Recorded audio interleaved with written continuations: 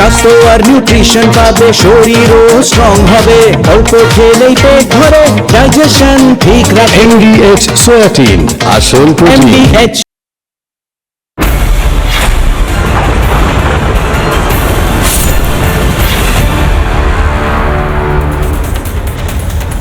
নমস্কার, রিপাবলিক বাংলা আপনাদের প্রত্যেককে স্বাগত জানাই। কিশোরায় অগ্নিবাণে আজ আপনাদের সঙ্গে রয়েছে আমি তনয়া। আজ যে বিষয় নিয়ে আমাদের আলোচনা করতে হচ্ছে, এক কথা বলতে গেলে আমরা বাধ্য হচ্ছি, তার কারণ রীতিমতন সন্ত্রাসীরা তারা এখনো পর্যন্ত মাথা চাড়া দিয়ে রয়েছে। এমনকি গোটা রাজ্যের পরিস্থিতি তারা কোথাও না কোথাও গিয়ে অশান্ত করবার চেষ্টা চালিয়ে চলেছে। আজ রাজারহাটের কথা আপনাদের সামনে তুলে ধরবো। রাজারহাটে সেখানে সুপারি বাগান এলাকা এবং সেখানে একটি ভাড়া বাড়িতে সেখানে বিস্ফোরণের ঘটনা ঘটে। টিফিন বক্স ব্লাস্ট করেছে। কিভাবে এই ঘটনা ঘটলো এবং সর্বোপরি আপনাদেরকে জানাই সেখান থেকে একাধিক বিস্ফোরক সামগ্রী এবং সুতলি বোমার পর্যন্ত নিশান পাওয়া গিয়েছে, যা নিয়ে ইতিমধ্যেই তদন্ত করে দেখছেন তদন্তকারী আধিকারিকরা। এনআইএ ঘটনাস্থলে এসে পৌঁছয় এবং ঘটনাস্থলে এসে পৌঁছানোর পর তারা ইতিমধ্যেই গোটা পরিস্থিতির দিকে নজর রেখেছেন। এমনকি ঘটনাস্থলে অর্থাৎ যেই স্থানে এই বিস্ফোরণের ঘটনা ঘটেছে সেখানকার ভিডিওগ্রাফি পর্যন্ত করেছেন। কিন্তু প্রশ্ন হচ্ছে, এই গোটা ঘটনার নেপথ্যে কারা রয়েছে? নির্দিষ্ট একটি সম্প্রদায়, স্থানীয় যিনি বিধায়ক তিনি পরিষ্কার করে বলছেন নির্দিষ্ট সম্প্রদায় এবং তাদের হাতে কোথাও না কোথাও গিয়ে পূর্ববর্তী সময়ে তৃণমূল কংগ্রেস বলুন অথবা বামেরা বলুন, তারা সন্ত্রাস যাতে জিয়ে থাকে সেই কারণের জন্য তাদের হাতে অস্ত্র তুলে দিয়েছিল, যার নমুনা আজ একেবারে স্পষ্ট। বারুইপুর হোক, খাগড়াগড় বিস্ফোরণ হোক, এমনকি জিহাদিরা যেভাবে একেবারে খুব সুপ্তভাবে নিজেদের কাজটাকে এগিয়ে নিয়ে চলেছে, তাতে কোথাও না কোথাও গিয়ে রাজ্যের কোনো না কোনো প্রান্তে অশান্তি বাঁধানোর মরিয়া চেষ্টা চালিয়ে চলেছে তারা। বেলডাঙ্গার খবরও তো কিছুদিন আগে আপনাদের সামনে তুলে ধরেছিলাম। সেখানেও কার্যত পরিস্থিতি উত্তপ্ত করবার চেষ্টা করা হয়, জাতীয় সম্পত্তি নষ্ট করা হয়।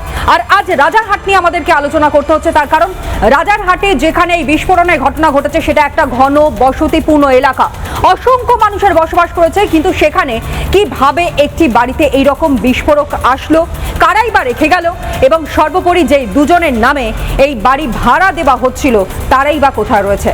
এখনো পর্যন্ত তাদের কোনো খোঁজ পাওয়া যায়নি। কোথায় গা ঢাকা দিয়ে রয়েছে তারা, অর্থাৎ এই মোহাম্মদ শামীমের মতন যারা ব্যক্তি যাদের নাম উঠে আসছে, এমনকি সিসি ক্যামেরাতে আদৌ তাদের ছবি ধরা পড়েছে কিনা, সবটাই আজ আপনাদের সামনে তুলে ধরবো। কিন্তু শুরুতেই বিশেষ প্রতিবেদন।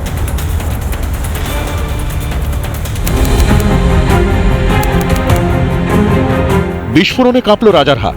দক্ষিণ নারায়ণপুরে সুপারি বাগানের ভাড়া বাড়িতে বিস্ফোরণ।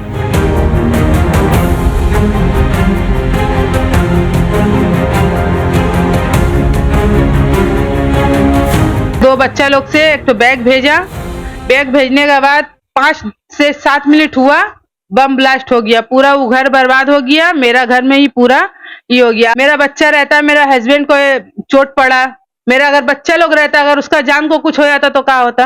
বিস্ফোরণে ঘরের চারপাশ এই মুহূর্তে একেবারে বিভিন্ন জায়গায় ছড়িয়ে ছিটিয়ে রয়েছে আসবাবপত্র, বিভিন্ন জায়গা ভস্মীভূত হয়ে গিয়েছে। এখনো পর্যন্ত ঘরের ভেতরে বোমা পড়ে রয়েছে। এখানে আমি যে ছবিটা দেখাচ্ছি এই মুহূর্তে একটা বোমা এখানে এখনো পর্যন্ত পড়ে রয়েছে। খবর পেয়ে ঘটনাস্থলে যায় পুলিশ ও বম্ব স্কোয়াড। পুরোটাই আমরা বলছি, পুরোটাই তদন্ত চলছে। এই মুহূর্তে আমরা কোনো কিছু রিভিল করছি না।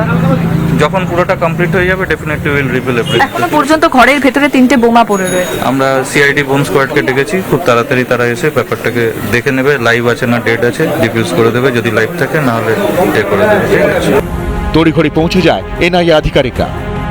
ঘটনাস্থল থেকে নমুনা সংগ্রহ করে তদন্তকারীরা। এই মুহূর্তে এনআইএর আধিকারিকরা একের পর এক যে গেট রয়েছে, বাইরের যে গেট রয়েছে এবং পাশাপাশি তারা এই মুহূর্তে অন্যদিকে এনআইএর আরেকটি টিম রয়েছে যারা এই মুহূর্তে ঘটনাস্থলের ছবি তারা সংগ্রহ করছেন এবং এনআইএর আধিকারিকরা তারা একে একে এই গেট খুলে ভেতরে প্রবেশ করছেন। একজন মহিলা আধিকারিক তিনি যেরকম রয়েছেন, পাশাপাশি আরো 5 জন আধিকারিক তারা ভেতরে এই মুহূর্তে প্রবেশ করছেন। বিস্ফোরণের পেছনে ষড়যন্ত্রের গভীর অভিযোগ স্থানীয় বিধায়ক পীযূষ কানোরিয়া। এই যে মুসলিম সমুদায়, এই সমুদায়কে প্রতিটা লোককে হাতের ভিতরে এরকম ভাবেই সন্ত্রাস করার জন্য মেশিন বোম তুলে দেওয়া হয়েছে। আমাদের মুখ্যমন্ত্রী মাননীয় শুভেন্দুদা, আমাদের রাজ্য সভাপতি মাননীয় শ্রমিকদা একটাই কথা বলেছে, জিরো টলারেন্স। কোনো জায়গায় কোনো ক্রিমিনাল অ্যাক্টিভিটিসকে প্রশ্রয় দেওয়া হবে। দিন কয়েক আগে বারুইপুরে এক নাবালিকার ধর্ষণের ঘটনাকে হাতিয়ার করে একজনকে পিটিয়ে খুন করা হলো। ট্রেন লাইন উপড়ে ফেলার চেষ্টা হলো, তারপরেই রাজারহাটে এই বিস্ফোরণ। নিছক কাকতালীয় না পেছনে বাংলাকে অশান্ত করার বিশাল ষড়যন্ত্র? রিপাবলিক বাংলা। খুব সাদা চোখে দেখতে গেলে একটা বিষয় পরিষ্কার যে কোথাও না কোথাও কি একটা ষড়যন্ত্র এর পেছনে রয়েছে। বারুইপুরের ঘটনা বলুন, যেভাবে পিটিয়ে একজন নির্দোষকে তাকে রীতিমতো মেরে ফেলা হলো, এমনকি পরিস্থিতি উত্তপ্ত করবার চেষ্টা করা হলো যাতে কার্যত সবকিছু আইন শৃঙ্খলা হাতের বাইরে চলে যায়, যদিও পরবর্তী সময় সেটা আর হয়তো করে ওঠা সম্ভব হয়নি। কিন্তু প্রশ্ন হচ্ছে এর পেছনে কারা রয়েছে, নেপথ্যে কারা রয়েছে যারা রীতিমতন ষড়যন্ত্র করে রাজ্যের পরিস্থিতি উত্তপ্ত করবার চেষ্টা করছে এবং নির্দিষ্ট একটি সম্প্রদায়কে তারা হাতিয়ার করছে। এটা নিয়েই তো প্রশ্ন, কি কারণের জন্য তাদেরকে হাতিয়ার করা হচ্ছে? তৃণমূলের জমানাতে যেভাবে তোষণ নীতি চলেছে, সেই তোষণ নীতির কারণেই কোথাও না কোথাও গিয়ে তাদেরকে সন্ত্রাসী করা হয়েছে। আলটিমেটলি তাদের সার্বিক উন্নতি করার ভাবনা চিন্তা সেই সময় তৎকালীন সরকারে যারা ছিলেন, না বাম না তৃণমূল, কেউই করেনি। আজ আপনাদের সেই সিসিটিভি ফুটেজটা দেখাবো, যখন এই বিস্ফোরণের ঘটনা ঘটে, সেই বিস্ফোরণের ঘটনার আগের মুহূর্তে ঠিক কি হয়েছিল একবারে সময় ধরে ধরে ক্রোনোলজি অনুযায়ী আপনাদের সামনে সেই ছবিটা আমরা তুলে ধরছি। সিসি ক্যামেরার যে ফুটেজ এই মুহূর্তে সামনে এসেছে, সেই ছবিটা আপনারা দেখতে পাচ্ছেন। দেখুন, ঘড়ির কাঁটা যখন সন্ধে 8:03, সেই মুহূর্তে এক কিশোরকে দেখা যায় একটি সাদা রঙের ব্যাগ নিয়ে ঘরের ভেতরে প্রবেশ করতে। যেই ছবিটা আপনারা দেখতে পাচ্ছেন, ধীরে ধীরে সিঁড়ি দিয়ে সে উঠে এসে সেই ব্যাগ রাখে। 8:04 যখন ব্যাগ রেখে সে সেখান থেকে বেরিয়ে যায়, মাত্র 1 মিনিটের ব্যবধান, এবং তারপরেই আচমকা ব্লাস্টের আওয়াজ শুনতে পাওয়া যায়, যাতে গুরুতর জখম হয়েছেন দুজন। এবং সর্বোপরি এখানে প্রশ্ন উঠে আসছে, এই ব্যাগের ভেতরে কি ছিল? যেমনটা এলাকার বাসিন্দারা তারা বলছেন যে সেই দুই যুবক যাদেরকে বলা হয়েছিল ব্যাগটা শুধু রেখে আসতে, কারণ তার মধ্যে নাকি খাবার রয়েছে। বোমটা তো মানুষের খাবার জিনিস হতে পারে না, যেই বোম মাত্র কয়েক মুহূর্তের মধ্যে সেখানে ফেটে গেল। এমনকি এতটাই তার অভিঘাত ছিল, জানলা কাঁচ সবটাই ভাঙতে শুরু করে দেয়। আর এরপর আপনাদেরকে পরপর যেই ছবিগুলো আমরা দেখাচ্ছি, প্রথমত কারা এসেছিল সেই বাড়িতে ভাড়া নিতে, কবে এসেছিল এবং তার পরবর্তী সময় কি কথোপকথন হয়েছিল, সবটা আপনাদের সামনে তুলে ধরছে। কিন্তু পাশাপাশি এই ছবিও দেখাচ্ছি, সিসি ক্যামেরায় যা ধরা পড়েছে তা অত্যন্ত চাঞ্চল্যকর, অত্যন্ত উদ্বেগের। এবং সব থেকে বড় বিষয় যে যারা এই ঘটনার সঙ্গে যুক্ত রয়েছে তারা কোথায়, কি কারণের জন্য এরকম জনবহুল একটা এলাকা, সেই এলাকাটাকে টার্গেট করা হলো, পরিস্থিতি উত্তপ্ত করবার চেষ্টা করা হলো। যদি সেই ঘরের মধ্যে আরো কেউ থাকতো তাহলে প্রাণহানির পর্যন্ত ঘটনা ঘটতো। বাড়ির মালিক, ভাড়াটিয়া এবং স্থানীয় বাসিন্দারা তাদের কি প্রতিক্রিয়া শুনুন। वो बच्चा आया, मेरा बेटा का दोस्त, वो लोग बाहर गया था, एक आदमी झोला दिया, बोला मेरा खाना है, तुम्हारा बगल में रूम लिया, तुम वहाँ रख दो। वो बच्चा आया, खाना रख मना वो रखा, तो हम बोला क्या रखा, तो बोला कि आंटी इसमें खाने का सामान कोई दिया रखने का लिए। बस वो रख के 5 मिनट उधर गया, बस बम ब्लास्ट हो गया, टाक से हुआ। এমডি শামীম বলে একটা লোক ছিল, যার লোক ব্রোকার থ্রু এসেছিল। ব্রোকারের নাম? ব্রোকারের নাম ছিল এমডি শাহেনশা। ও বলেছিল যে এই লোক আমার পরিচিত আছে। ওই লোক আমার ঘরে মানে থাকেওনি, মানে হঠাৎ করে কোনো একটা সামান একটা ছেলে হাতে পাঠিয়েছে, আর পাঠিয়ে এমনি রাখা হয়েছে, ওই রাখা জিনিসটা ব্লাস্ট হয়েছে। ডকুমেন্টস আমার ডকুমেন্টস নিয়েছিলেন, মানে আধার কার্ড বা কোনো পরিচয় পত্র? ডকুমেন্টস নিয়েছে, ডকুমেন্টস নিয়েছিল, আধার কার্ড। एक बच्चा लोग से 2 बच्चा लोग से एक तो बैग भेजा, बैग भेजने के बाद 5 से 7 मिनट हुआ, बम ब्लास्ट हो गया, पूरा वो घर बर्बाद हो गया, मेरा घर में ही पूरा ये हो गया। अगर बच्चा लोग रहता, मेरा छोटा छोटा मेरा बच्चा है, सब मेरा बच्चा रहता, मेरा हस्बैंड को चोट पड़ा, मेरा अगर बच्चा लोग रहता, अगर उसका जान को कुछ हो जाता तो क्या होता? इसका रिस्क कौन लेता? वो ब्रोकर लेता या कौन लेता? ये रिस्क कौन लेता? আর এবার একটুখানি আপনাদের সামনে আরো গোটা বিষয়টা পরিষ্কার করি, একবারে সময় ধরে ধরে যা যা কিছু ঘটেছে সেইগুলোই আপনাদের সামনে আমরা তুলে ধরবো। দেখুন, সবার প্রথম আপনাদেরকে জানাই, শাহেনশা বলে এক ব্যক্তি, যার হাত ধরেই মূলত এই দুজন, যাদেরকে এখনো পর্যন্ত খুঁজে পাওয়া যাচ্ছে না, এই বোমা বিস্ফোরণের ঘটনার মূল চক্রী যারা এখনো পর্যন্ত প্রাথমিকভাবে মনে করা হচ্ছে, তারা বাড়িতে আসে। তারিখ হচ্ছে 15ই জুলাই। 15ই জুলাই এই দালাল শাহেনশার হাত ধরেই তারা ওই বাড়িতে আসে এবং সেই বাড়িতে শুধুমাত্র রাত্রে বাস করা হবে এবং বাকি সময় তারা বাইরে হয়তো কাজে থাকবেন, সেই বক্তব্যই কিন্তু রাখা হয় প্রথমে, এবং তার পরবর্তীতে সেই বাড়ি ভাড়াও নেওয়া হয়। এরপর ক্রোনোলজিক্যালি আপনাদের সামনে যেমনটা আমরা বলছিলাম, 17ই জুলাই। 17ই জুলাই মূলত কি কি ঘটনা ঘটলো? 17ই জুলাই দেখা গেল যে একজনকে দিয়ে ঘরে সেই ব্যাগ রাখতে পাঠানো হয়, যেই ব্যাগের মধ্যেই নাকি খাবার ছিল, কিন্তু সেই ব্যাগে আদৌ কি খাবার ছিল? বিস্ফোরক মজুদ ছিল। এবং তার কয়েক কয়েক মুহূর্ত পরেই দেখা যায় যে সেখানে ভয়ঙ্কর বিস্ফোরণ, যেই অভিঘাত অন্ততপক্ষে আশপাশের মানুষকে রীতিমতন হিলিয়ে দিয়েছিল। আর এর পরের ছবিও আপনাদের সামনে আমরা তুলে ধরছি, 18 তারিখের ছবি, এবং সেই 18 তারিখের ছবিতেও একেবারে স্পষ্ট যে সেখানে উদ্ধার হয় আরও বেশ কয়েকটি বোমা। ঘটনাস্থলে বম্ব স্কোয়াড, সিআইডির বম্ব স্কোয়াডের আধিকারিকরা তারা ঘটনাস্থলে গিয়ে পৌঁছন, এমনকি এসটিএফ এর আধিকারিকরা তারা ঘটনাস্থলে পৌঁছন। বিস্ফোরণের ঘটনায় এনআইএ, ন্যাশনাল ইনভেস্টিগেশন এজেন্সির যারা প্রতিনিধিরা তারাও সেখানে গিয়ে পৌঁছন এবং সেখান থেকে তারা নমুনা সংগ্রহ করেন, এমনকি ভিডিওগ্রাফি পর্যন্ত তারা করেছেন। তার কারণ এই ব্লাস্ট কিভাবে হলো সেটা এই মুহূর্তে সবথেকে বড় প্রশ্ন। কি কারণের জন্য এই বোমা বিস্ফোরণের ঘটনা ঘটলো, কারাই বা ঘটলো, তাদের কি চক্রান্ত ছিল, সবটাই এই মুহূর্তে তদন্তকারী আধিকারিকরা তারা নজরে রেখেছেন। আর এখানেই কিশলয়ের অগ্নিবাণের প্রথম অগ্নিবাণ আপনাদের জন্য।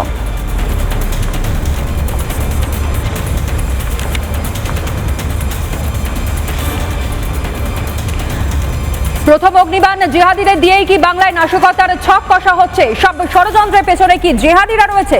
প্রথম অগ্নিবাণ আপনাদের জন্য, যেখানে প্রশ্ন থাকছে জিহাদিদের দিয়েই কি বাংলায় নাশকতার ষড়যন্ত্র?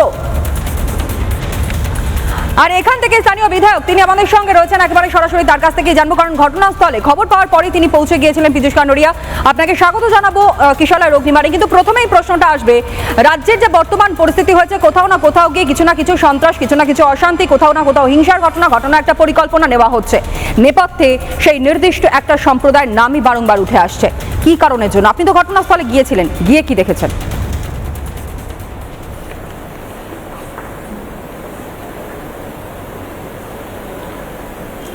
পুরো নারায়ণপুর এরিয়াটাকে আগের যিনি বিধায়ক ছিলেন বা স্থানীয় কাউন্সিলররা সন্ত্রাসবাদীদের ডেরা বানিয়ে রেখেছেন।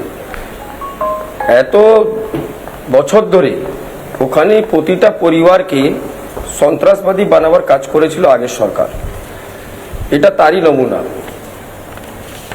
এখন বর্তমান একটাই কথা বলতে পারি,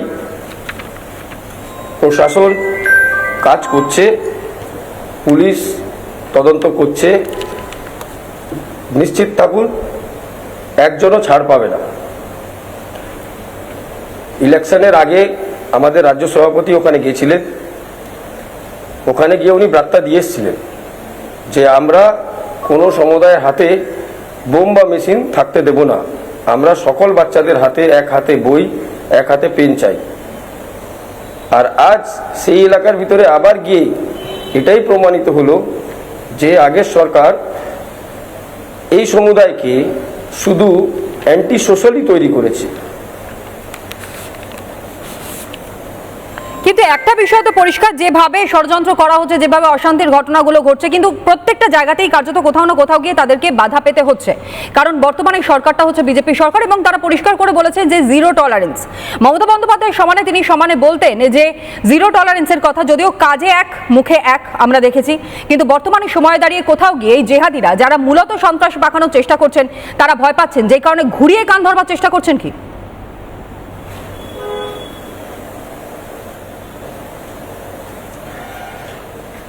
আজকের মুখ্যমন্ত্রী জননেতা মাননীয় শুভেন্দু অধিকারী, ভুলে যাবেন না।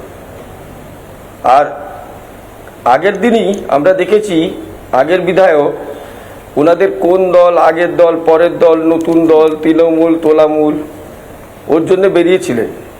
আর কালকেই রাত্রিবেলা ওনার যিনি ঘনিষ্ঠ কাউন্সিলর উনিও নিজের বাড়িতে ঢুকেছেন। আর কালকে রাত্রিবেলায় এই ঘটনাটা ঘটিত হয়েছে। ঘটনার পিছনে নিশ্চিত এনাদের হাত জড়িত আছে, আমি এইটুকু বলতে পারি। বেশ, আপনি আমাদের সঙ্গে থাকুন। আমাদের সঙ্গে যারা গেস্টরা রয়েছেন তাদের সঙ্গে প্রথমে পরিচয় পর্ব সারবো। আমি অবশ্যই এর উত্তর নেব, সৌরভপ্রিয়তা আমাদের সঙ্গে যখন রয়েছেন, কিন্তু আমার সঙ্গে যারা রয়েছেন প্রথমে তাদের সঙ্গে একটু পরিচয় পর্ব সারি। আমার সঙ্গে রয়েছেন শঙ্কুদেব পণ্ডা, বিজেপি মুখপাত্র, স্বাগত জানাই।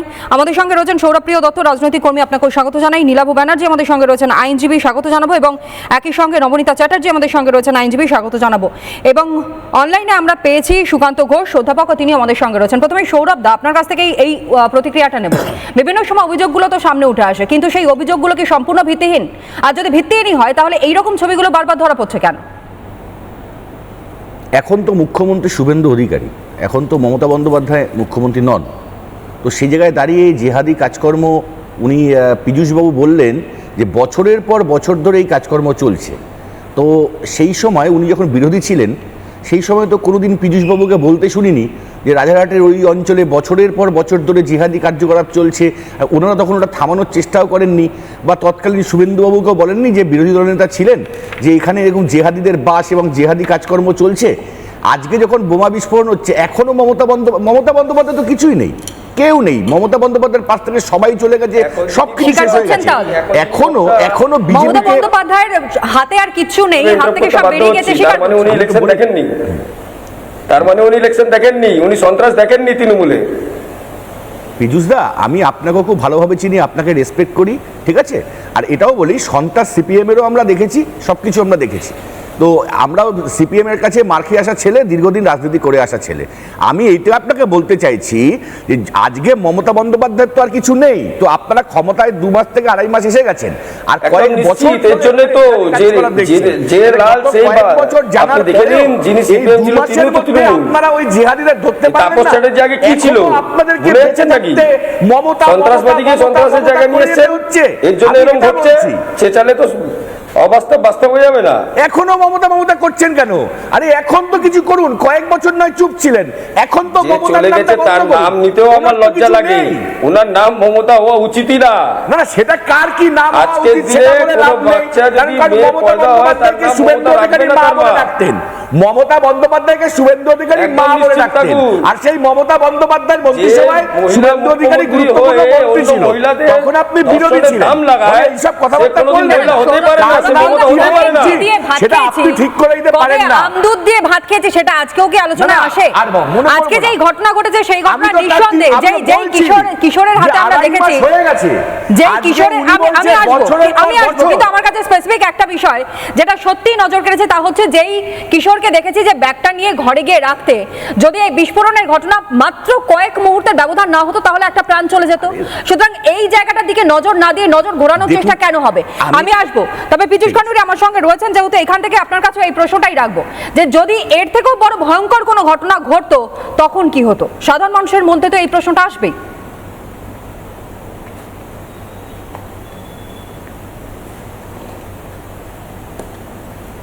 আপনি একদম সঠিক বলেছেন।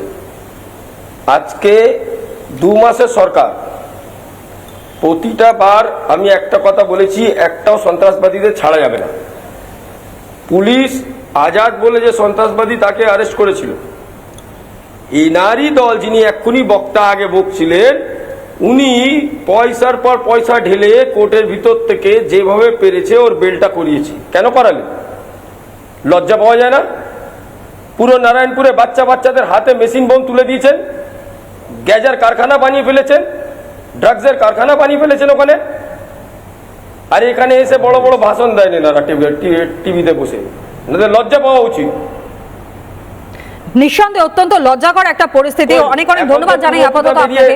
ওই ওয়ার্ডে যাননি দেখতে যে কি অবস্থা হয়েছে, কি করে বোমা চললো। একদমই তাই, অত্যন্ত ভয়ঙ্কর আজকে একটা পরিস্থিতির আমরা সম্মুখীন হলাম। সত্যি একেবারে নাকের ডগায় বলা চলে শহর কলকাতার বুকে, সেখানে এইরকম একটা বিস্ফোরণের ঘটনা। অনেক ধন্যবাদ জানাই আপনাকে। এখান থেকে শঙ্কুদেব পণ্ডার কাছ থেকে রিয়াকশন নেব। পরিস্থিতি যেদিকে যাচ্ছে কি মনে হচ্ছে শঙ্কুদা, যে এইরকম একটা ভয়ঙ্কর ঘটনা, মানুষ তো আস্থা ভরসা সবটাই রেখেছে বিজেপির ওপরে, ভরসা ইন ভয় আউট, তারপরেও এরকম ঘটনা।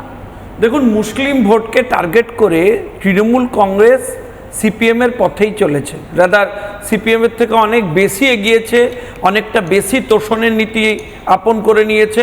এবং যে অঞ্চলে নারায়ণপুরের কথা বলা হচ্ছে, এই অঞ্চলটা যদিও জিম্মু ওরফে তাপস চ্যাটার্জি অপারেট করতেন, হেরে গেছেন পীযূষদার কাছে লাস্ট নির্বাচনে, কিন্তু এলাকার পুরো নিয়ন্ত্রণ ওনার ডিরেক্টলি ইনডিরেক্টলি রয়েছে। এবং এই সম্প্রদায়ের যে ভোট এবং লোকজন, তার উপরে তার যথেষ্ট কর্তৃত্ব রয়েছে।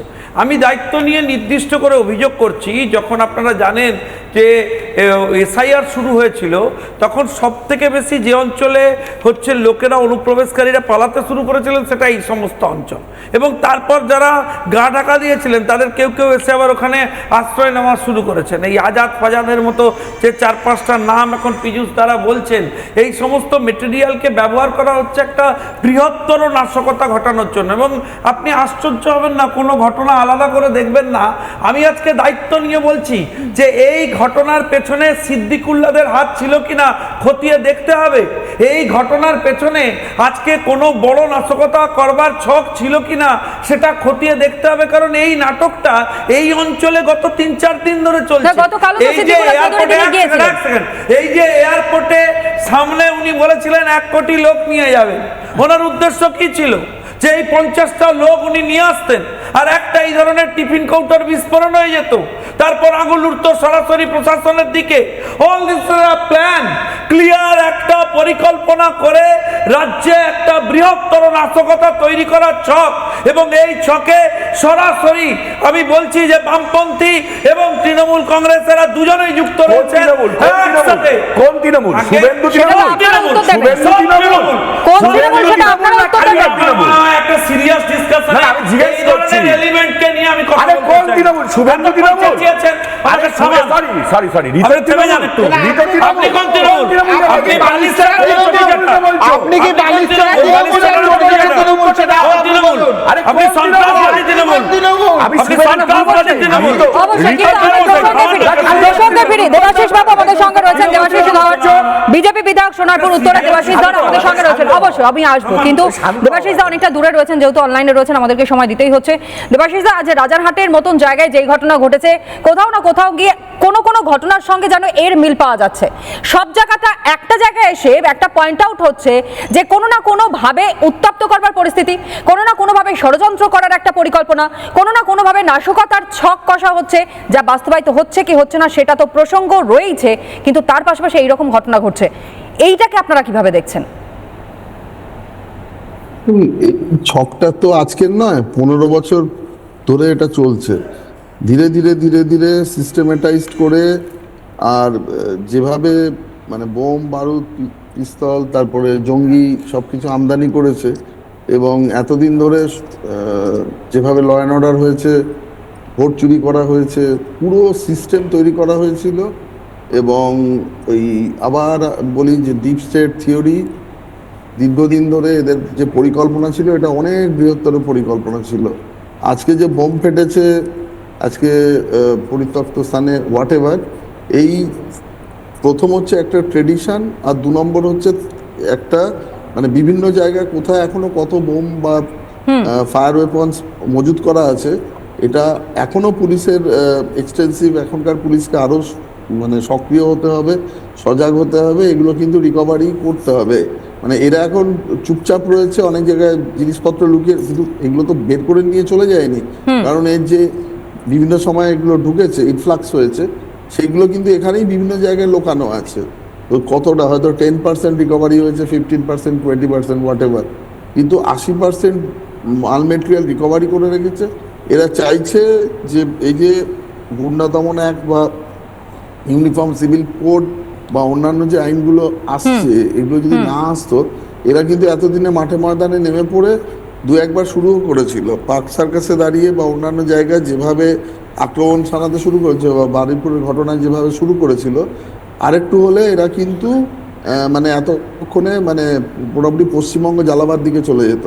তো সেই জায়গায় বারে বারে ব্যর্থ হচ্ছে, প্ল্যানিং পরিবর্তন হচ্ছে, কিন্তু বলতে পারি এদের মোডাস অপারেন্ডিটা মোটামুটি পাল্টায়নি।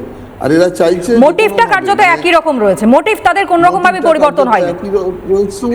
এবং এখনো পুলিশের উচিত, পুলিশকে করতে হবে প্রচুর আর্মস অ্যামুনিশন রিকভারি করতে হবে, মদতদাতাগুলোকে চিহ্নিত করতে হবে, এতদিন ধরে কারা এটাকে মদত দিয়েছে সেটাও দেখতে হবে, এবং যে জঙ্গিগুলো এখন এখান থেকে পালাতে পারেনি বা এখনো এক্সিস্টিং রয়ে গেছে, বা যা এছাড়াও যারা এখানে বিভিন্ন সময় যে মানে যে আগুন জ্বালাবার কাজটা করে যাচ্ছে, বিহাইন্ড দ্য স্ক্রিন ইগনাইট করে যাচ্ছে, তাদেরকে কিন্তু না ধরতে পারলে এটা পুরোপুরিভাবে এখান থেকে এই সমস্যা মিটবে না। একবারে গোড়া থেকে উপরে ফেলতে হবে। পরিষ্কার বিষয় একটাই যে গোড়া থেকে পুরোপুরিভাবে উপরে ফেলতে হবে।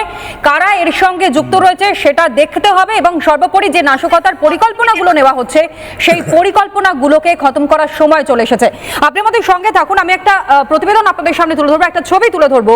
মেঘা আমার সহকর্মী সেখানে পৌঁছে গিয়েছিল এবং সেখানে পৌঁছানোর পর কি ভয়ঙ্কর ছবিগুলো ধরা পড়েছে, এমনকি সেখানকার মানুষ কতটা আতঙ্কের মধ্যে রয়েছেন এই বিস্ফোরণের ঘটনার পর, সেটাই আপনাদের জন্য দেখুন।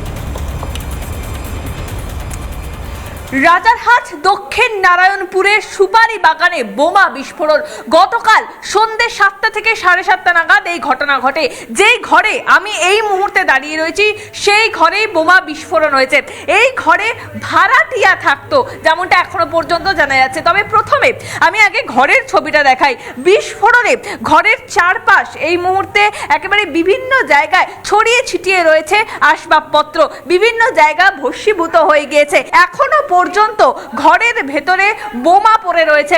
আমি একটা ছবিটা দেখাই। বিভিন্ন চারপাশে যেরকম আসবাবপত্র এই মুহূর্তে বিস্ফোরণে ছড়িয়ে ছিটিয়ে রয়েছে, ঠিক তার পাশে এখানে আমি যে ছবিটা দেখাচ্ছি এই মুহূর্তে একটা বোমা এখানে এখনো পর্যন্ত পড়ে রয়েছে। এই যে পাশের ঘর, সেই পাশের ঘরও দুমড়ে মুচড়ে ভেঙে গিয়েছে সেই দরজা। ঠিক পাশে আরেকটি বোমা পড়ে রয়েছে।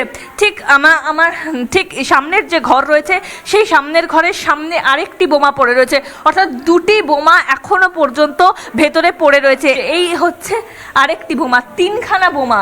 এখানে আরেকটি বোমা ঠিক এই যে ঘরের সিঁড়ি দিয়ে নামছে, সিঁড়ি দিয়ে নামার ঠিক একেবারে পাশে এখানে আরেকটি বোমা পড়ে রয়েছে। এই বোমাটি ফেটেছিল কারণ বাকি যে দুটি বোমা ছবি আমি একটু আগে দেখাচ্ছিলাম সেই দুটো বোমা কিন্তু এখনো পর্যন্ত রয়েছে। এই মুহূর্তে আমরা দেখতে পাচ্ছি যারা এখানে ভাড়াটিয়ারা রয়েছেন কান্নায় ভেঙে পড়েছে। তবে এখানে আরেকটা সিসি ক্যামেরা রয়েছে। তবে এই সিসি ক্যামেরায় কিন্তু একমাত্র এখন ভরসা হতে পারে, পুলিশের একমাত্র হাতিয়ার হতে পারে। এই সিসি ক্যামেরা থেকেই বোঝা সম্ভব যে কারা সেই মুহূর্তে ভেতরে প্রবেশ করেছিল, কোন সময় তারা ভেতরে প্রবেশ করেছিল এবং কে সেই ব্যাগটি নিয়ে ভেতরে এসেছিল। তবে কি তারা আগে থেকে জানতো এখানে সিসি ক্যামেরা রয়েছে, তারা নিজেরা ব্যাগ নিয়ে আসতে পারবেন না, তাই তারা সেই যে বাচ্চা ছেলেটি ছিল সেই বাচ্চা ছেলেটিকে ব্যবহার করেছে। বাইরে পুলিশ আধিকারিকরা রয়েছেন, ইতিমধ্যে গোটা বিষয়টি খতিয়ে দেখছে নারায়ণপুর পুলিশ থানার আধিকারিকরা। ভিডিও জার্নালিস্ট দীপঙ্কর কাঞ্জিলালের সঙ্গে মেঘা, রিপাবলিক বাংলা, কলকাতা।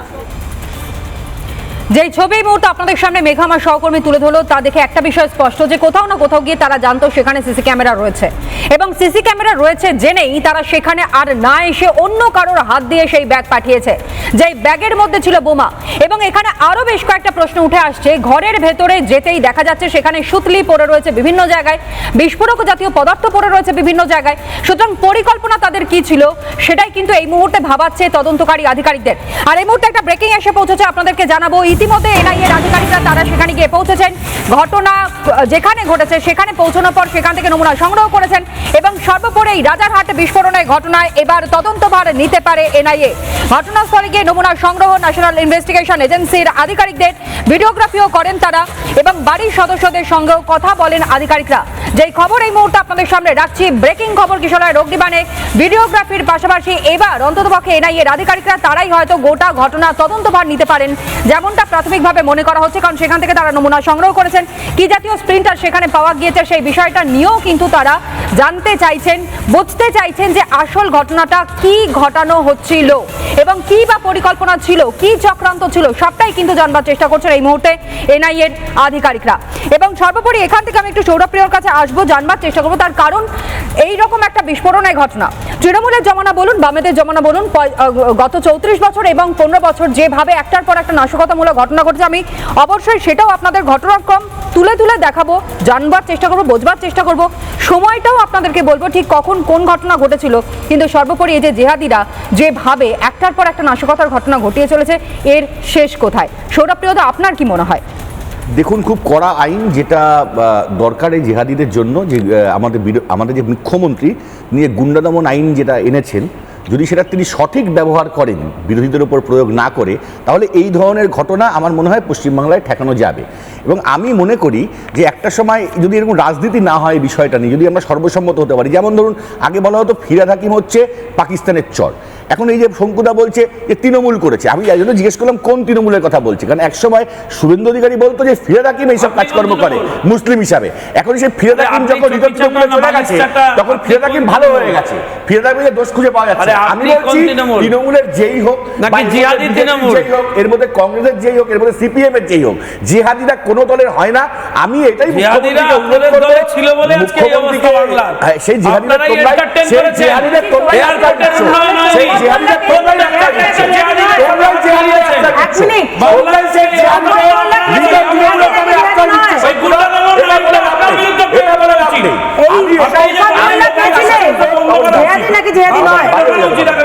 আমি বলছি আমি এটাই আশা করব, এখানে সবাই তো আমার বিরুদ্ধে, আমাকে একা তো বলতে দাও। আমি এটুকুনি বলবো যে মুখ্যমন্ত্রীর উপর ভরসা আছে, মুখ্যমন্ত্রীর উপর, কারণ তিনি সবে এসছেন, এই না যে এখন তিনি সবকিছু করে ফেলবেন। তবে এটা আমি বলছি প্রত্যেকটা জিহাদির শাস্তি এটা আমার দাবি। বেশ, কিন্তু এখান থেকে আমি একটুখানি প্রথমে পরিচয় পর্ব শর্মা, আমাদের মধ্যে চলে এসেছেন সন্দেশখালী বিজেপি বিধায়ক সনত সর্দার। স্বাগত জানাবো আজকের এই অনুষ্ঠানে। কিন্তু সর্বোপরি যে ঘটনা রাজারহাটে ঘটেছে তাতে আলাদা কোনো প্রসঙ্গ সত্যিই আসছে না। একটা বিষয় পরিষ্কার হচ্ছে যে এখনো পর্যন্ত রাজ্যে জিহাদিরা রয়েছে, এখনো পর্যন্ত পরিকল্পনা ছক তারা কষে চলেছে, ষড়যন্ত্র তারা করে চলেছে। সন্দেশখালীও কিন্তু নির্বাচনের আগে এমন একটা জায়গা ছিল, অত্যন্ত সেন্সিটিভ জায়গা, আমরা প্রত্যেকে জানি, বিভিন্ন সময় আমরাও গেছি, খবর করেছি, কিন্তু তারপরেও সেখান থেকেও কিন্তু খোঁজ পাওয়া গিয়েছিল যে এইরকমভাবেই সন্ত্রাসীরা তারা আসছে, সন্ত্রাসী মদত দিচ্ছে, পরিকল্পনা করছে, ছক করছে। তারাই কি বিভিন্ন জায়গায় ছড়িয়ে ছড়িয়ে এই ঘটনাগুলো ঘটাচ্ছে? নেপথ্যে কি ঘটনা রয়েছে একটু বলুন তো। একদম ঠিকই, আমরা দেখেছি বারবারই আমাদের বাংলাকে অশান্ত করার জন্য বাইরের থেকে যে সমস্ত জিহাদি গোষ্ঠী আছে তারা কি করছে, আমাদের পশ্চিম বাংলার যে স্বপ্নের যে শ্যামাপ্রসাদ মুখার্জির যে বাংলা, সেই বাংলায় আজকের অশান্ত করার জন্য এখানটাকে একটা পশ্চিম বাংলাদেশ করে দেওয়ার একটা পূর্ব পরিকল্পিত ষড়যন্ত্র বলতে পারেন, সেটাই ছিল। তাই তো আজ সন্দেশখালীতে জিহাদিদের এত অস্ত্রশস্ত্র, এত বোমা, এই সবগুলো উদ্ধার হয়েছে। যদি আজকের আমরা যদি কোনো রকম সন্দেশখালীতে হেরে যেতাম তাহলে আজকের আগুন জ্বলতো সন্দেশখালীতে, সারা পশ্চিমবঙ্গে জ্বলতো। জেতার পরে আমরা দেখেছি যে বিভিন্ন জায়গা থেকে অস্ত্রশস্ত্র উদ্ধার হয়েছে, এগুলো জিহাদি কার্যকলাপ। যে অস্ত্রশস্ত্র আজকে থানায় থাকার কথা ছিল সেগুলো আজকের আমরা তৃণমূল বাড়িতে পাচ্ছি, তৃণমূলের নেতাদের বাড়িতে পাচ্ছি। কেন পাচ্ছি? কেন থাকবে এইসব অস্ত্রশস্ত্র? আমরা শান্তি চেয়েছিলাম, শান্তির পক্ষে আমরা তাই এক শান্তির বাতাবরণে সন্দেশখালীতে তথা পশ্চিমবাংলায় শান্তি ফেরাতে পেরেছি। এবং এটাই কোনো জায়গায় গিয়ে সহ্য হচ্ছে না নাকি? রাজ্যের পরিস্থিতি স্বাভাবিক আছে, এটাই হয়তো সহ্য হচ্ছে না। একদম সেটাকেই অশান্ত করার চেষ্টা করছে। একেবারেই তাই, যেমনটা আপনি বললেন যে এখনো পর্যন্ত অশান্তি জিয়ের একবার একটা মরিয়া চেষ্টা চালানো হচ্ছে। নীলাভর কাছে আমি এখান থেকে আসবো। নীলাভর, পরিস্থিতিগুলো কিন্তু কার্যত কোথাও না কোথাও গিয়ে পরিবর্তন হচ্ছে। প্রথমে আমরা এটাও দেখেছি যে বিজেপি ক্ষমতায় আসবার পর থেকে জিরো টলারেন্সের কথা বলেছে, এমনকি নির্বাচনের আগে থেকেই তাদের এই একই কথা ছিল। এমনকি ভয় আউট হয়ে গিয়ে ভরসা ইনের কথা বলা হয়েছে এবং তা ক্রমাগত হচ্ছেও, এটা অস্বীকারের নয়। বিভিন্ন জায়গার মানুষজন তারা আজ মুখ খুলতে পারছেন, যেভাবে তারা ক্ষতিগ্রস্ত হয়েছেন, যেভাবে তারা বঞ্চিত হয়েছেন, যেভাবে তাদের উপর অত্যাচার হয়েছে, আজ তারা কথা বলতে পারছেন। এটাই কি সহ্য হচ্ছে না? তাই জন্য কি এরকম জিহাদি কার্যকলাপ আরো বাড়ানোর চিন্তাভাবনা অন্ততপক্ষে নিচ্ছে? কিন্তু কারা নিচ্ছে, কি মনে হয় বলো তো? দেখুন, ভয় আউট ভরসা ইন, এখান থেকে যখন রাজ্যের মানুষ এগিয়ে আসছে বা রাজ্যের মানুষ মুখ খুলছে, 15 বছর ধরে যে সমস্ত ব্যভিচার দুর্নীতি তৃণমূলের নেতারা করেছে সেগুলোকে যখন বেরিয়ে আসছে, সেখান থেকে নতুন করে ভয়ের পরিবেশ তৈরি করার প্রচেষ্টা এবং বিগত 15 বছরের যে জঙ্গল রাজের পরিস্থিতি ছিল সেই পরিস্থিতি তৈরি করার জন্য বাংলা জুড়ে জিহাদিদের মাঠে নামিয়ে দেওয়া হয়েছে। সে বারুইপুরের ঘটনা হোক, আর সিদ্দিকুল্লাহ চৌধুরী বলছো না 1 লক্ষ লোক নিয়ে ওখানে রাস্তা অবরোধ করে রাখবে, 1 লক্ষ লোক কেন 100 লোক রাস্তায় নামেনি ওদের ডাকে, সেটা পরের কথা। বা রাজারহাটের ঘটনা হোক, এবং যার জন্য এই বোম বন্দুক অস্ত্র মজুত করা হচ্ছে এবং এর স্পন্সর বলুন, এর পিছনে যুক্ত হচ্ছে বাম এবং তৃণমূল ইকোসিস্টেম কালচার, এবং এদের মদত আসছে ভারতবর্ষের বাইরের থেকে, 70 দেশ থেকে এর মদত আসছে। দেখুন, খুঁজলে এর সঙ্গে বাংলাদেশের লিঙ্ক পাওয়া যাবে, পাকিস্তানের লিঙ্ক পাওয়া যাবে। কারণ আজকের পশ্চিমবঙ্গ যেভাবে এগিয়ে যাচ্ছে, পশ্চিমবঙ্গ শিল্পায়নের কথা বলছে, আজকের পশ্চিমবঙ্গ 100% মানুষের কাজের কথা বলছে, শান্তির কথা বলছে এবং ভরসার কথা বলছে, সেইখানে দাঁড়িয়ে যারা বিগত 50 বছর ধরে বাংলার শুধু ক্ষতি করেছে, বাংলাকে লুটপাট খুন দর্শন করার জায়গা করেছে, সেই তৃণমূলরা তারা আজকে কাউকেই তো সামনে দেখা যাচ্ছে না। এই রাজারহাটের বিস্ফোরণের ঘটনার পরও কাউকে দেখা যাচ্ছে না, অথচ তাদেরকে দেখা গিয়েছিল যখন বারুইপুরে অশান্তি পাকানোর একটা ছক ছিল, পরিকল্পনা ছিল, ঠিক সেই মুহূর্তে তাদেরকে দেখা গিয়েছে। লাইকালিদের ক্ষেত্রে আমরা দেখেছি যে কিভাবে উস্কানি দেওয়া হয়েছে, কিভাবে পরিস্থিতি উত্তপ্ত করবার চেষ্টা করা হয়েছে, কিন্তু তারপরও মুখে কুলুপ কিছু কিছু ব্যক্তিদের দেখা গিয়েছে, তারা একেবারে কুলুপেটে ছিলেন, তারা কিচ্ছুটি বলেনি। আজকের ঘটনার পরও তাদেরকে দেখা যাচ্ছে না। দেখুন, এরা তো বলবে না, সামনাসামনি লড়াই করতে, অন্যায়ের প্রতিবাদ করতে যে সৎ সাহস লাগে এটা তো এদের মধ্যে নেই। এরা পিছন থেকে বাইরের দেশের যারা শত্রু, ভারতবর্ষের যারা শত্রু, তাদের সঙ্গে হাত মিলিয়েছে এখানকার তথাকথিত বিরোধী দল। আপনারা বিরোধিতা করুন, পথে নামুন, গণতান্ত্রিকভাবে করুন, এটা আপনাদের অধিকার, কিন্তু সেই বিরোধিতা করার জন্য আপনারা দেশের বিরোধিতা করছেন, দেশের শত্রুদের সাথে হাত মিলিয়ে এখানে বোম বানাচ্ছেন, বন্দুক বানাচ্ছেন, বোম বন্দুক মজুদ রাখছেন জেহাদি কাজবাজের জন্য। যে বোমা বাজার কথা বলা হচ্ছে, যে বিস্ফোরণের ঘটনা নিয়ে আজ আমাদের আরো একবার একটা ডিবেট করতে হচ্ছে, সেখানে কি জাতীয় বিস্ফোরক মজুদ ছিল এবং উদ্দেশ্য কি ছিল? একাধিক প্রশ্ন আজকের এই বিস্ফোরণের ঘটনাকে নিয়ে সামনে আসছে, সেই প্রশ্নগুলো একবার আপনাদের সামনে তুলে ধরে। দেখুন, বিস্ফোরণের ঘটনাস্থল একটি ভাড়া বাড়ি এবং সেখানে বিস্ফোরক মজুদ করা হয়েছিল, উদ্দেশ্য কি ছিল? প্রশ্ন নাম্বার 1, যেখানে আপনারা দেখতে পাচ্ছেন কি ধরনের বিস্ফোরক সেখানে মজুদ ছিল তা নিয়ে রীতিমতন প্রশ্ন উঠছে। প্রাণঘাতী কোনো হামলার পরিকল্পনা কি ছিল? যেখানে প্রচুর সংখ্যক মানুষের আনাগোনা, সেখানেই কি এই বোম ব্লাস্ট করবার একটা ভাবনা চিন্তা ছিল, যেই কারণে বোমাগুলো সেখানে মজুদ করা হচ্ছিল? যে দ্বিতীয় প্রশ্ন আপনাদের সামনে আমরা রেখেছি, আপনারা জানেন যে একাধিক প্রশ্ন উঠে আসছে, কি উদ্দেশ্য ছিল, অর্থাৎ মোটিভ কি ছিল এদের, যারা সেখানে বোমাগুলো মজুদ করেছিল? 3 নম্বর প্রশ্ন, কেন বেছে নেওয়া হয়েছিল রাজারহাটের মতন একটি জায়গা? রাজারহাট অত্যন্ত প্রসিদ্ধ একটি জায়গা এবং সেখানে বহু সংখ্যক মানুষের বসবাস রয়েছে। ঘিঞ্জি এলাকা হওয়া সত্ত্বেও সেই জায়গা কেন বেছে নেওয়া হয়েছিল সেটা নিয়ে প্রশ্ন উঠে আসছে। 4 নম্বর প্রশ্ন, টার্গেট রাজারহাট না অন্য কোনো স্থান, অর্থাৎ সেখানে মজুদ করে সেখান থেকে কি অন্য কোনো জায়গায় বোমাগুলো নিয়ে যাওয়ার পরিকল্পনা ছিল যারা এই ঘটনার সঙ্গে যুক্ত রয়েছে? এবং 5 নম্বর প্রশ্ন, যেই 5 নম্বর প্রশ্ন আপনাদের সামনে রাখছি, কেন এক কিশোরকে দিয়েই পাঠানো হলো এই বোমা? টিফিন বক্সের মধ্যে এই বোমা, সেই বোমা কেন রাখা হয়েছিল এবং ঘটনার পেছনে মূল মাথা কে, সেই প্রশ্নটা উঠে আসছে। আর এই মুহূর্তে আরো একটা বড় খবর আপনাদের সামনে রাখছি, এই বিস্ফোরণের ঘটনায় অভিযুক্তকে গ্রেফতার করা হয়েছে বলে খবর পাওয়া যাচ্ছে। রাজারহাট বিস্ফোরণ কাণ্ডে গ্রেফতার মূল অভিযুক্ত মোহাম্মদ শামীম। যেই মোহাম্মদ শামীম এসেছিল ঘর ভাড়া নিতে, তাকেই গ্রেফতার করা হয়েছে বলে খবর পাওয়া যাচ্ছে। কামারহাটি থেকেই জালে মোহাম্মদ শামীম, অত্যন্ত প্রাসঙ্গিক নামটাও আসছে কামারহাটি, এবং নারায়ণপুর থানা ও সিআইডির যৌথ অভিযানে গ্রেফতার করা হয় মোহাম্মদ শামীমকে। যেই মোহাম্মদ শামীম এসেছিল এই বাড়ি ভাড়া নিতে গত 15 তারিখে, এবং সেই মোহাম্মদ শামীমকে গ্রেফতার করা হয়েছে কামারহাটি থেকেই জালে মোহাম্মদ শামীম। যে ব্রেকিং এই মুহূর্তে আপনাদের সামনে আমরা তুলে ধরছি, আর এখান থেকে প্রশ্নের উত্তর নেব অবশ্যই আমাদের সঙ্গে, যেহেতু একদিকে সুকান্ত ঘোষ রয়েছেন, অন্যদিকে আমাদের সঙ্গে রয়েছেন নবনীতা। আমি নবনীতার কাছেই জানবো, কামারহাটি থেকে গ্রেফতার করা হয় মূল অভিযুক্তকে, কিন্তু এই মোহাম্মদ শামীমরা তারা আসছে, গাঢাকা দিচ্ছে, নিজেদের মতন কাজ করছে, স্লিপার সেল তৈরি করছে এবং তারপর সেখান থেকে চম্পট দিচ্ছে। রাজ্যের যে বর্তমান পরিস্থিতি রয়েছে তাতে এরা এখনো পর্যন্ত নাশকতার ছক তৈরি করে চলেছে ভেতরে ভেতরে। আদৌ মোহাম্মদ শামীমই অ্যাকচুয়ালি ক্রিমিনাল কিনা এটা নিয়ে ভাবার বিষয় আছে। তার কারণ হচ্ছে জুলফিকার আনসারিও হতে পারে, তার কারণ হচ্ছে তিনি ছিলেন ল্যান্ডলর্ড। এখন আমাকে একটা কথা বলুন তো, আমার একটা বাড়ি আমি তৈরি করেছি পয়সা টয়সা দিয়ে, সেটা আমি কাউকে ভাড়া দিচ্ছি উইদাউট এনি এগ্রিমেন্ট, সেখানে কোনো এগ্রিমেন্ট নেই, কিন্তু আমি চাবিটা হ্যান্ড ওভার করে দিচ্ছি। চাবি যদি হ্যান্ড ওভার না হতো তাহলে নিশ্চয়ই তিনি টিফিন বক্সটা বাড়ি অ্যাবজর্ব করে, দরজাটাকে অ্যাবজর্ব করে চলে যেতে পারতেন না। উইদাউট এগ্রিমেন্ট চাবি হ্যান্ড ওভার করা হচ্ছে, তার মানে ধরে নেওয়া যেতেই পারে এটা যে যিনি এই বাড়ির ল্যান্ডলর্ড তিনিও এর মধ্যে যুক্ত। মোহাম্মদ শামীম ডেফিনেটলি এই জিনিসটাকে এক্সিকিউট করেছেন, সেটা তো সবার সামনেই দেখা যাচ্ছে, কিন্তু যেটা দেখা যাচ্ছে না, দ্যাট ইজ মোর ইম্পর্টেন্ট, যে অ্যাকচুয়ালি এটার পেছনে কে ছিল। আমার তো মনে হচ্ছে এটার পেছনে যিনি ল্যান্ডলর্ড তিনিও রয়েছেন, নাহলে একটা বাড়ি ভাড়া দিয়েছি আমি, তার না আছে কোনো এগ্রিমেন্ট, না আছে কোনো কাগজপত্র, না আছে কিছু, আমি চাবি দিয়ে দিলাম তাকে। ইভেন সেখানে একটা সিসিটিভি ক্যামেরা অব্দি রয়েছে, সেই সব কিছু উনি জানেন। বাড়ি পরিষ্কার করার দায়িত্ব কি যে ভাড়া নিচ্ছেন তার? আমার আপনার বাড়িও আছে, আমরা যখন বাড়ি দিই, বাড়ি ভাড়া দিই, চাবি দিয়ে দিই কি দিই না, মিনিমাম একটা সেফটি সিকিউরিটি আছে।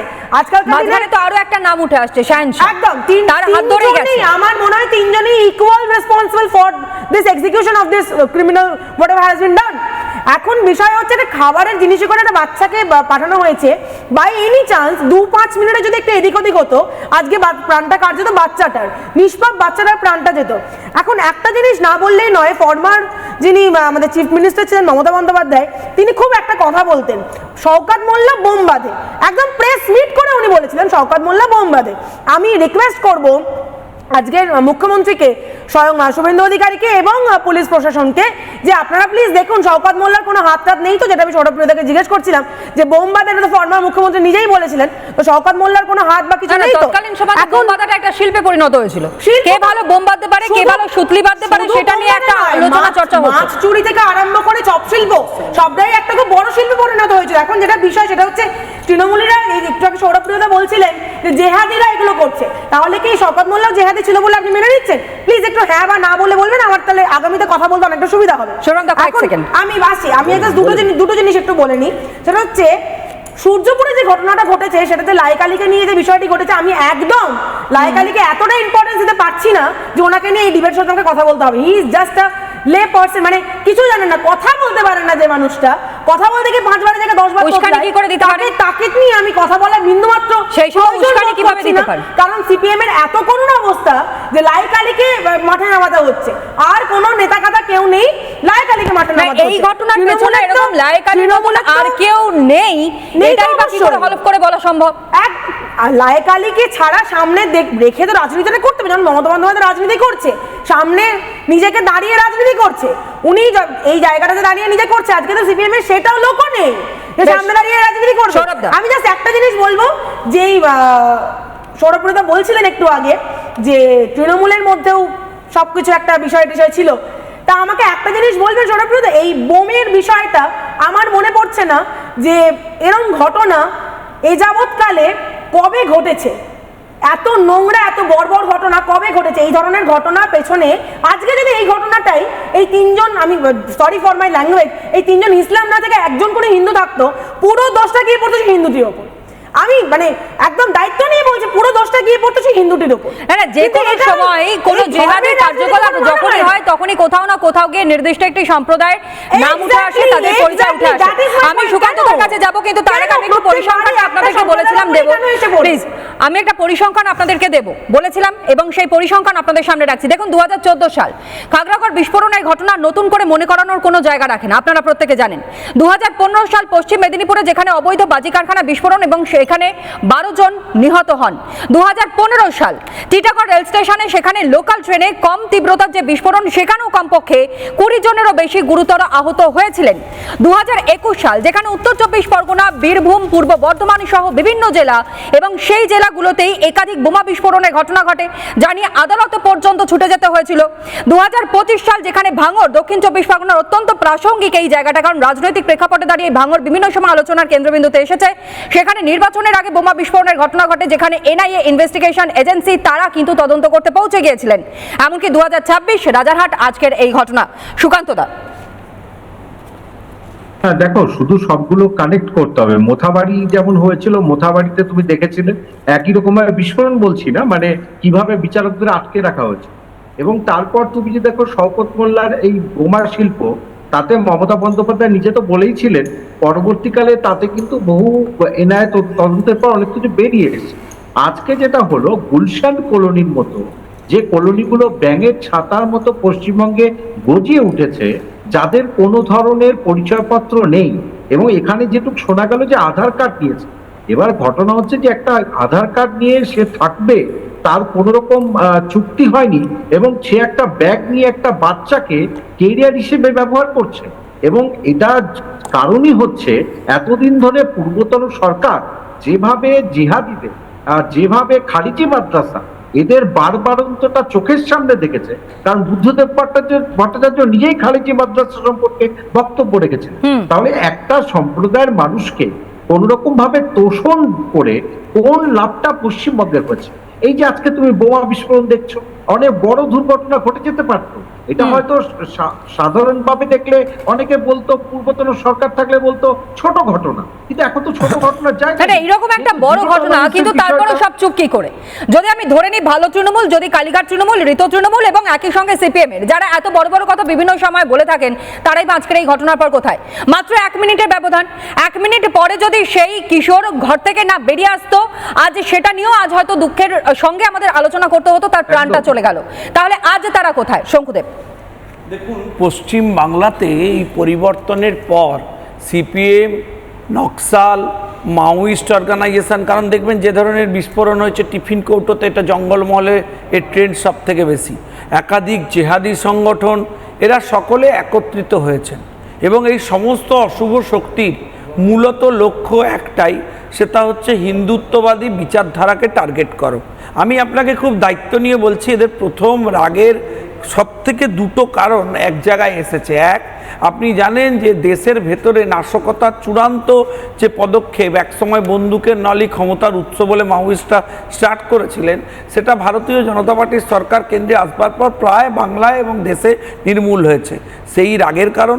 আর দ্বিতীয়ত, পশ্চিমবাংলায় জেহাদিদের যেভাবে বাড়বাড়ন্ত বেড়েছিল, সেই বাড়বাড়ন্ত এসআইআর প্রয়োগের মাধ্যমে অনেকটা কমতে শুরু হয়েছে। সেই এসআইআর এর বিরোধিতা তো করেছিল তৃণমূল। সেই কারণে এরা সকলে একত্রিত হয়েছে এবং এদের এই একত্রকরণের পেছনে যারা গুরুত্বপূর্ণ ভূমিকা পালন করছে, তারা বর্তমান তৃণমূল, উচ্ছিন্ন তৃণমূল, বিচ্ছিন্ন তৃণমূল, নবরূপের তৃণমূল, তৎকাল তৃণমূল, এবং সাথে যারা যোগ দিয়েছে তারা হচ্ছেন সবথেকে বেশি আশায় রয়েছেন, যদি তৃণমূলের মুসলিম ভোটে ভাগ বসানো যায়, সেই বামপন্থীরা যারা একবার ক্ষমতা এখানে থেকে বাংলার 12টা বাজিয়েছেন, তারা ভাবছেন তাহলে এদের উপর ভিত্তি করে আমাদের ক্ষমতায় আসতে হবে, তাই তারা তাদের সাথে হাত মিলিয়েছেন, দিয়ে একটা বৃহত্তর হাত মিলিয়ে তো দেশকে অন্ততপক্ষে একটা থ্রেটের মধ্যে ফেলা যায় না, এটা তো মানা যায় না কোনোভাবে। এই ঘোর তৈরি হয়েছে, তার সবথেকে বড় নমুনা আমরা দেখতে পাচ্ছি। আমি আপনাকে বলছি যে তদন্ত এই ঘটনা কোন সময় প্রকাশ্যে এসছে, যখন দেখবেন তার থেকে ঢিল ছোড়া দূরত্বে এয়ারপোর্টের মতো ঘটনায় সিদ্দিকুল্লাহর মতো জামাত নেতার হুমকি পাওয়া গেছে। এই ঘটনা কখন এসেছে এবং তার মাত্র 24 ঘন্টার মধ্যে এই ঘটনা ঘটেছে। যেহেতু সময় নেই আমাদের কাছে, একদম কাস্টাডিতে নেওয়া উচিত। ম্যাডাম যে একটু আগে বলছিলেন যে এই ঘটনায় আপনারা অ্যানাউন্সমেন্ট করলেন, বললেন যে মূল অপরাধী ধরা পড়ে গেছে, একদমই ধরা পড়েনি। মূল অপরাধী যে ভাড়া নিতে গেছিল সে তো বোর্ডে, একেবারে চ্যারিটি নিয়ে যাচ্ছে তো বোর্ডে, মাস্টার মাইন্ড সময় আমাদের কাছে নেই, আমাদের পরপর নিতেই হবে। জানেন ওদের নেতারাই সব করেছে বসে বসে। মোটিভ মেইন সিরিয়াস সবটাই ক্লিয়ার। বলতে চাই, এতক্ষণ ধরে বারবার শওকত মোল্লার নামটা উঠে এসেছে। শওকত মোল্লা তো এখন আর জেলের মধ্যে রয়েছে, সিদ্দিকুল্লাহ চৌধুরীর নামও উঠে আসছে। জেলে থেকে সব করা যায় না নাকি? সিদ্দিকুল্লাহ চৌধুরীর নাম যখন উঠেছে, সিদ্দিকুল্লাহ চৌধুরীকে অ্যারেস্ট করা হোক। গতকাল গিয়েছিলেন কেন? অ্যারেস্ট রয়েছে। পরিস্থিতি আমার উত্তপ্ত কথা করবার হচ্ছে, জন্য এখন মুখ্যমন্ত্রী শুভেন্দু কিছু মানুষজনকে রীতিমতো উত্তপ্ত করবার জন্য। আমি ওটাই বলছি যে যদি কেউ দোষী হয়, সেটা শওকত মোল্লা কেন, যেই দোষী হোক তাকে শাস্তি দিক। এখন তো মুখ্যমন্ত্রী শুভেন্দু অধিকারী, কিন্তু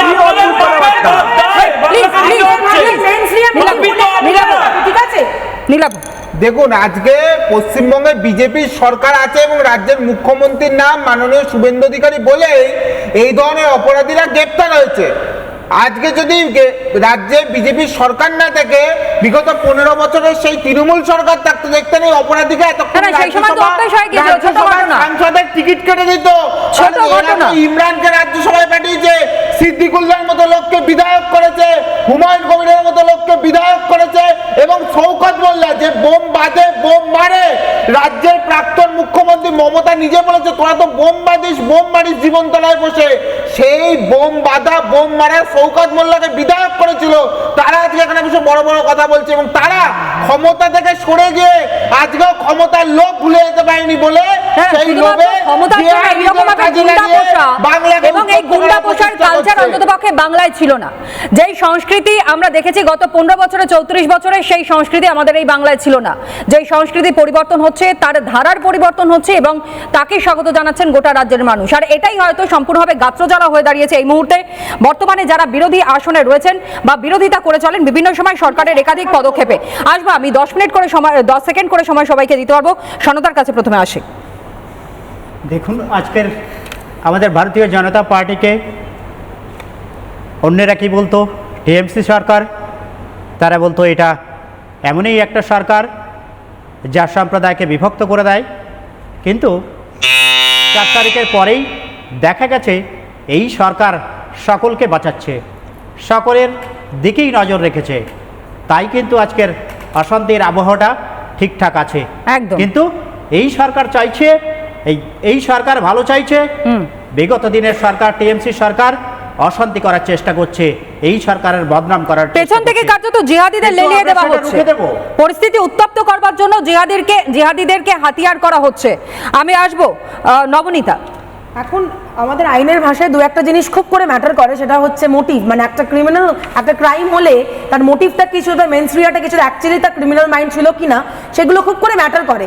তা আমার মনে হয় এই পুরো বিষয়টাতে মোটিভ এবং মেন্সরিয়া ইজ ভেরি ক্লিয়ার, কি বাংলাকে অশান্ত করা এবং একটা সম্প্রদায়ের এগেনস্টে যাতে ভুল এবং কিছু অসত্য তথ্য বার করা হয়। কারণ আমি বিশ্বাস করি সুকান্ত দা, টাইম আপ, মানে সেটা খারাপ নয়। আর সময় দিতে পারছি না, টাইম আপ। সুকান্ত দা, দেখো, যে সরকার বাংলাদেশের স্লোগানগুলোকে নিজের দেশ রাজ্যে বারবার করে ব্যবহার করেছে, সেই বাংলাদেশে জিহাদিরা আর এখানকার জিহাদিদের মধ্যে কোনো পার্থক্য নেই, কারণ এটা একদম জিহাদিদের জন্য সবচেয়ে সুরক্ষিত বাসস্থান হয়ে গেছিল পূর্বতন সরকারের সময়।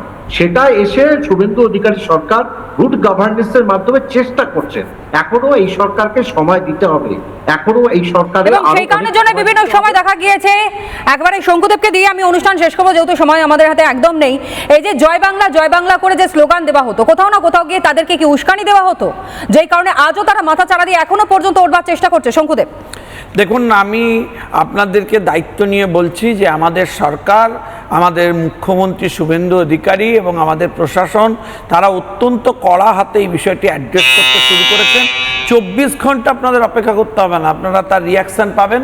এবং ইতিমধ্যেই আপনারা দেখেছেন কয়েক ঘন্টার মধ্যেই যাদেরকে ধরা দরকার তাদেরকে গ্রেপ্তার করা হয়েছে।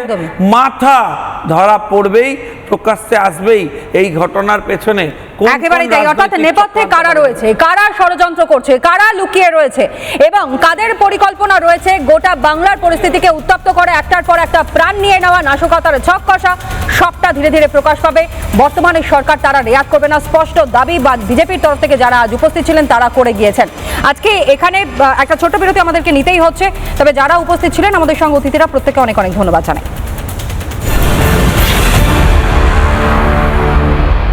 MDH দম আলু, ডাল তড়কা এবং মাশরুম মশলা। MDH দিয়ে রান্না খাবার হবে মজাদার। MDH আপনাকে সর্বদা নতুন স্বাদ দিতে প্রতিবদ্ধ।